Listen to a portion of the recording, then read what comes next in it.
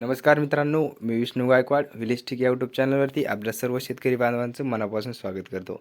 तर शेतकरी मित्रांनो, इथे पाहू शकता तुम्ही 75% ॲग्रीम पीक विमा रक्कम शेतकऱ्यांच्या बँक खात्यामध्ये जमा होण्यास सुरुवात झालेली आहे. तर शेतकरी मित्रांनो, इथे काही अटी आणि शर्ती लागू करण्यात आलेल्या आहेत. त्या जर शर्ती अटीमध्ये जर तुम्ही बसाल तरच तुम्हाला इथे पीक विमा देण्यात येणार आहे.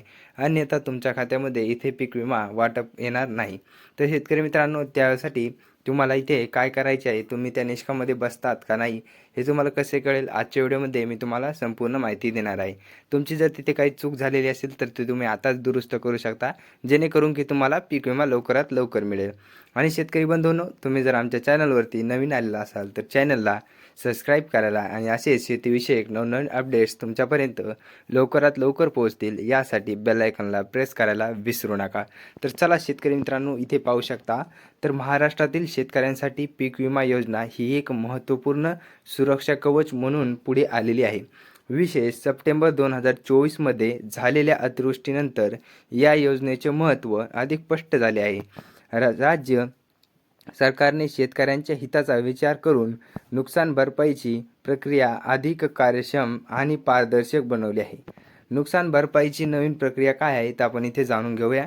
सरकारच्या काळामध्ये पीक विम्याच्या दरम्यान प्रक्रिया डिजिटल माध्यमातून होत असल्याने शेतकऱ्यांना त्यांच्या नुकसान भरपाईची रक्कम थेट बँक खात्यात मिळत आहे. या नवीन पद्धतीमुळे मध्यंतराची गरज नाही.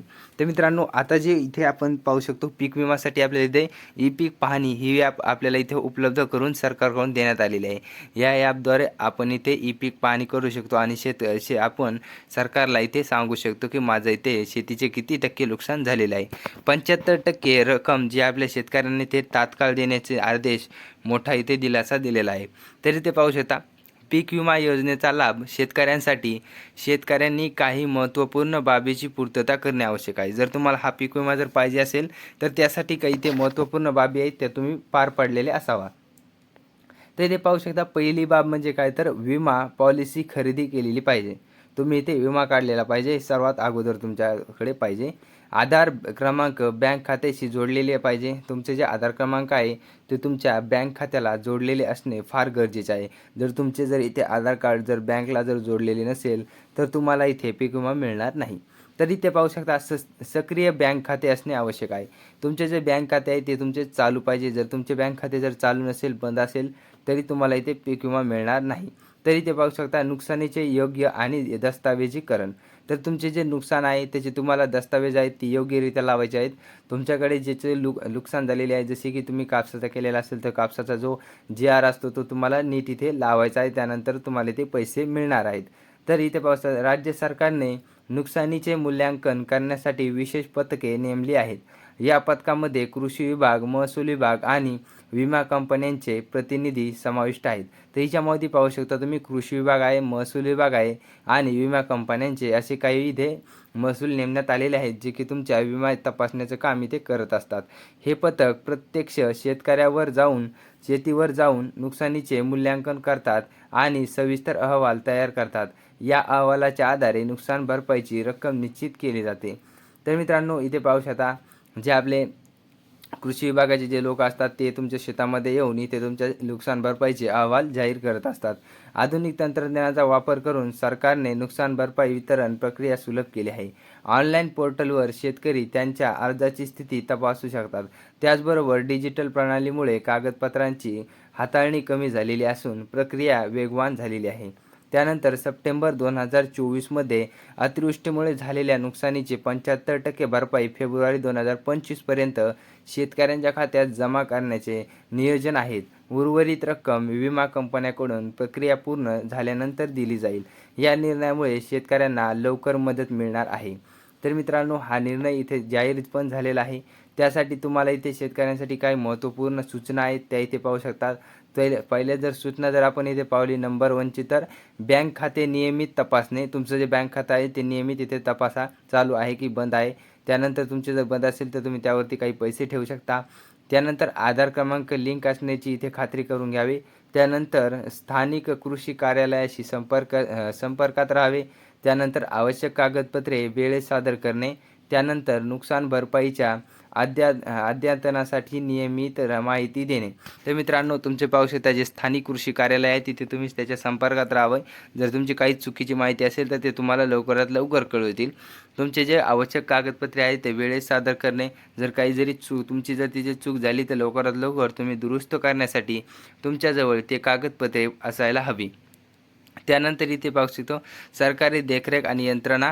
तर राज्य सरकारने जिल्हा पातळीवर विशेष समित्या स्थापन केलेल्या आहेत।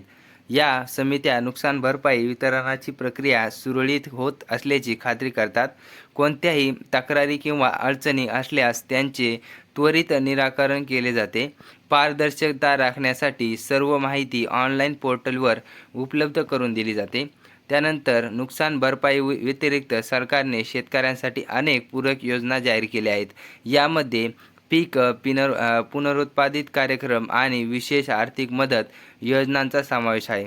या योजनांचा समावेश घेण्यासाठी शेतकऱ्यांनी स्थानिक प्रशासनाशी संपर्क साधावा। ॲग्रीम पीक विमा योजना ही शेतकऱ्यांसाठी एक महत्त्वपूर्ण आर्थिक सुरक्षा योजना ठरली आहे। नैसर्गिक आपत्तीमुळे होणाऱ्या नुकसानीपासून शेतकऱ्यांना संरक्षण मिळत आहे। सरकारच्या नवीन धोरणामुळे नुकसान भरपाई वितरणाची प्रक्रिया अधिक कार्यक्षम आणि पारदर्शक झाली आहे।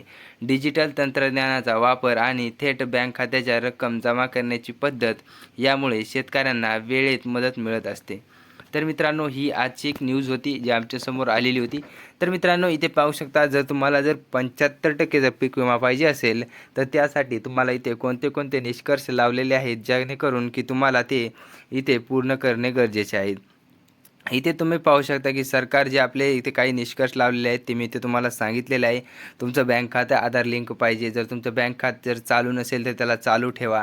त्यामध्ये तुम्ही रक्कम काही ॲड करून तुम्ही त्याला चालू ठेवू शकता। असे काही अनेक कारणं आहेत जेणेकरून की तुम्हाला ते पीक विमा न येण्याचे होऊ शकतात। त्यामुळे तुम्ही जे काही तुमची जी चूक झालेली आहे ती तुम्ही तिथे दुरुस्त करण्याचा लवकरात लवकर प्रयत्न करावा।